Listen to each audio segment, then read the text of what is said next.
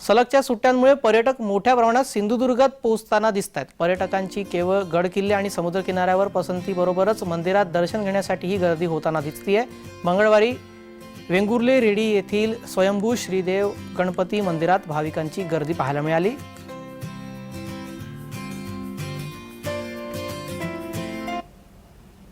या संदर्भात आमचे प्रतिनिधी सुरेश कौलगेकर यांनी घेतलेला आढावा आपण पाहूया। सलगच्या सुट्ट्या असल्यामुळे सध्या मोठ्या प्रमाणात जशी समुद्रकिनारी गर्दी दिसते तशीच बघितली तर सध्या जी मंदिरे आहेत त्याच्यामध्ये मोठ्या प्रमाणात गर्दी दिसते। मी आता वेंगुर्ले येथील रेडी येथील जो स्वयंभू द्विभुजा गणपती आहे इथे आलेलो आहे। इथे बघितलं तर मोठ्या प्रमाणात जी पर्यटक आहेत ते आलेले आहेत।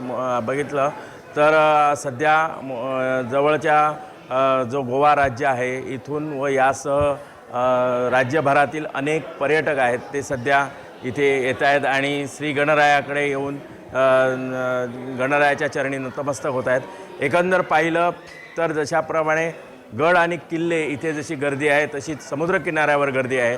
तशाच पद्धतीने सिंधुदुर्ग जिल्ह्यातील जी मंदिरं आहेत त्यामध्येही जी प्रमुख मंदिरं आहेत तिथे मोठ्या प्रमाणात भाविकांचीही गर्दी दिसते।